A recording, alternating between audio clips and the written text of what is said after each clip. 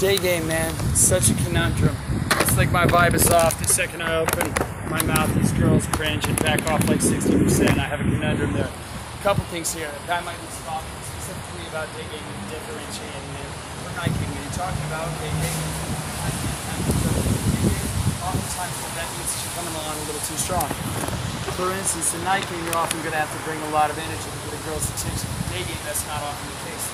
Except in the context of but in general, casual day games are pretty ready when the girls are standing around a lot of moves. You don't have to do that much great attention. It's not like you love the ball as a shit. Trying too hard, you're leading the rest of the people and take shit. What you want to do in day game setting is just trust your game, your confidence in face.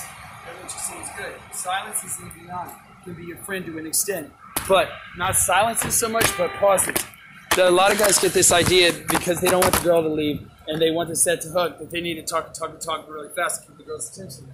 But a lot of times all that do is make you look needy. On the other hand, if you have nice pauses and good eye contact and you say you pay them with finality like you believe in them, that's actually what's going to keep you there because the sub-communication is good. You know what I mean? I'll talk about when I was getting back into dating myself. I had a period where I was just frustrated having work. I've been out of the field for a bit, and I was very frustrated. So, what I did is I went back out and I decided to sharpen up my dating skills. The first afternoon was really good. I got it together, and after the day I was back to I got it all back. But that first half day, what was happening was I was going in and I was delivering lines as though I was just delivering lines, like a try-hard robotic cat. Somebody who just started an acting class. And more to the point, half the time I didn't even have the girl's attention until halfway through the sentence, so I get all these what, huh, I didn't really lost reactions. And actually, one of my sticking points that this myself was the phrase, hey, excuse me, hey, excuse me, hey, excuse me. And then from there, it was just pause, take a moment, take a reaction, read it a little bit, and then maybe understand the fact that you're saying something fun now, the fact that you're wanting and the fact that you're not committed to that line, until you actually have a fucking attention. It's not just blindly day gaming or just a game, but actually pay attention and make sure that'll pay attention and make a huge difference as an experienced guy in the game who already has instincts. But as a beginner, you need to trust in yourself, even though you're nervous and you need to keep talking the best you can. But one thing you gotta fucking do is trust yourself, even if you haven't had success before, or drawing past successes and trust yourself. Now, this isn't that simple PUA dating coach just to have confidence shit, but it's just a thing to help you get into frame and let you know, understand that. So if you're an advanced guy, to know, just assume she's your girlfriend already. The purpose of the open is to get you into the conversation. And in fact, there's two places in a conversation that are inherently needy. The open and the close. So you want to take as much emphasis and attention off the open and the close as you possibly can. And then instead spend your time to the parts of the shit where you're getting to know the girl and be a chill guy and be as high value as possible. Open and close are tough. So spend a lot of time in premise and evaluate narrative. And premise, evaluate narrative between open and close, which are inherently needy shit. So you don't have to knock her off the fucking socks with the opener, because that's the inherently needy nature shit of that place is the more you try to knock her off the socks and get some big giggle that'll do it, cause or the claw or some shit, it's gonna draw out the open and put more emphasis on the open. So a lot of times my opens would just be so fucking kind of be nothings, you know, and then I'd start spitting premise, set in frame, acting as if, and then I'd evaluate, and then I'd bust in with the narrative and get her fucking prompting her that she needs to establish value and get me to fucking be in her. Now, one thing that's important is to know, it always seems easier to get the girls you know you can have. You know, of course you can have the girls you know you can have. But even that, beyond that, of course it's easy to get a girl when you're high value with her. Because why does a girl sleep with a guy anyways? Because you are how value than her. She sees it as a win and a validating act to be able to fucking win you over and sleep with you. So what you need to do is you can't fucking think of these girls as higher value than you. You're fucking yourself up if you're looking at the day like that.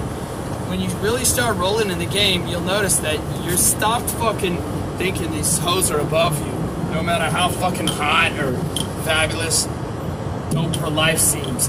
I don't care who the fuck her parents were, how much money they make, or what they achieved in the fucking Olympics. They're not fucking higher value than you. Because in this relationship, you's gonna provide high value. And you essentially, figuratively have a $30,000 check in your fucking wallet. So you're providing her that. If she's an idiot and walks away from it, whatever, you're offering a neutral or better value. You're bringing value, she's bringing value, and she'd be lucky to have you in your life. And that can be true regardless of the girl's past, because you're the things that you've learned in your life and the lessons you know and the experiences you've had and the experiences that you can give her. All of these fucking things are of value, particularly if you're an older guy. As an older guy, don't look at her as the prize. You're the fucking cat who's been around and knows a thing or two. All right, so that's the fundamental psychological part. And that's the big reason guys don't get the hotter girls. However, there is a technical aspect, which is the fact that girls who are very in demand and desirable and who have been hot and received positive social feedback their whole life are treated differently by the society they were with. You also got to remember, they get a lot of hate and there's a lot of admin work associated with being a hot girl. They don't respond that strongly to guys being nice to them. They've had every single fucking motherfucker their whole life kissing their ass, and they respond strongly as to the fuckboys who treat them like fucking trash. So the natural shit of motherfuckers when they see the fucking hot girls, put her on a pedestal and play safe not to lose. That's the exact wrong fucking shit to do. Until you've actually fucking fucked her, you know, you haven't won dick, there's nothing for you to lose, bro. So the hotter the girl, the more desirable girl, the more in demand the girl, the more you need to actually fucking do something to get on her radar. So instead of playing soft and not to lose, you gotta play to win, cat. You need to take bigger chances. You know, you can't just sit back and be a fucking counterpuncher. You need to be more willing to tease her, more willing to disqualify, more willing to give her a hard time to stand up for herself rather than fall into this host frame. Now, all the things that you instinctively want to do, trying not to fucking fuck it up, are 180 degrees thing to do. Ironically, the correct way to proceed is to fucking assume you're the dope shit, be you even more, be an even up, be an extra version of your fucking self, and have everything you fucking communicate to her be basically, I'm totally fucking willing to walk away from her. If you do not have that fucking vibe, they're just so willing to walk away from her. I believe that there's plenty of other girls for calling out there, and you're gonna have good crumbs. Last things I'll leave you with the thought experiments. The thing that happens with these hot girls is you're gonna think, oh, when am I gonna need the next one? They're irreplaceable. Think of it this way: there's 7 billion people on the planet. Think of it, of which 3.5 billion of them was women. We don't want all them chicks. Some of them are boring, unattractive, bitchy, fucked up, mental. You know, that would still leave us with 350 million of these super hot, super desirable girls. Now, if you were to approach one of those every fucking day, you'd have to live a really, really fucking long time to burn through them all. So the point is, no matter how many fucking approaches you do, you can approach chicks for every second the rest of your fucking life. You're not going to run out of girls to fucking talk to. So these girls are not scarce. They're incredibly fucking abundant. But there's only one of you. You're the fucking scarce thing. Your time is scared. The fucking shit you could teach her, the experience that you could teach her, the experience of the one and only you. Remember that this is her one and only opportunity to fucking meet you. No. This one girl may be scarce. But girls of her caliber, girls that would make you equally happy and it would be equally amazing, are incredibly fucking abundant. So the secret isn't get this one girl at all fucking costs. The secret is get yourself and your game and your view of yourself so that you can get these fucking hoes regularly, and you won't have to worry about one hoe, because hoes are so disposable. Whose disposable hoes are? Okay. For these really, really attractive and desirable in-demand girls. So write your questions below and all that, and be sure to describe, and don't miss any of my fucking nuggets of fucking wisdom, or ignore me and have your life be fucking trash. Send me every last dollar you've ever made. You're in my cult. there's this idea that the social or sensual hook point, that's the point where roughly she's willing to engage in a conversation with you. Social hook point, sexual hook point. Generally, when people mean the sexual hook point, what they mean is that she's hooked in an interaction that has a level of man to woman nature in it, or you've shown some interest in intent, whatever you want to say for that. The idea is that there's this deeper level of hooking, and I do agree with this part there. I've considered, like, I've hooked enough to talk to you, hooked enough to try to talk to you, hooked enough so I don't have to fucking bust a lot of work, hooked enough to fucking ditch your friends, hooked enough to fucking rub your leg, hooked enough to talk to you. Because that shit definitely fucking exists. But this idea that there's this one set point where it's like, this is the social hook point, these is the sex point, it's really a gradient. There's a gradient of a girl that's getting increasingly into you and attracted to you over time. Some people make a distinction between a social hook and a sexual hook, but really I think if you focus in on the level of investment, that's more accurate. If you want to call it a social hook point, what you want to talk about is have done some sexual stuff in your own life or applied some sexual stuff in your own right. So if you talk to a girl and fucking talked about the fucking stock market for 6 hours or college or your school, you wouldn't have crossed the social hook point because you haven't given her any opportunity for that shit to get sexual. You gotta fucking give some premise of her seeing you as a sexual being in a man-woman fucking interaction. In order for that to happen, you need to broach that topic, address that topic, and take some fucking risks, bitch boy. This idea of a sexual hook, this idea of hooked in a way that is a woman, man to woman shit, is the depth of hook.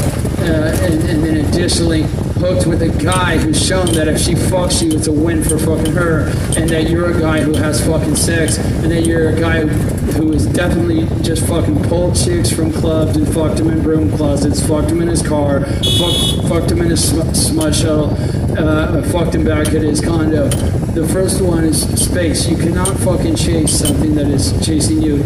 So as a man, if you're showing interest and pushing, and your whole essence is that of someone who's trying to take something and get something and need something, you got to give that bitch space to breathe and chase you. You have to let that bitch breathe so that she has space to chase you, choose you first, then chase you. You got to let her choose you first, and then choose you, and then all right. You give her space, give her that pause to continue. Instead of tease and then go, just tease, give her a look, challenge her, pause, let her participate, let her know that you're paying the fuck attention to her and you're present mentally and you're not just running off some fucking loops from some PUA fucking convention. The idea is an open loop. You can apply something and say, I don't know you that well. Leave a lot of open loops, so tell me. Oh, no. Well, yeah, there's something I want to tell you, but I'm not sure I know you well enough yet. That's the idea of hooking. Try to get the girl to invest and want to get deeper in the conversation. Now, anyway, another way to hook is if she's asking you questions. Give space for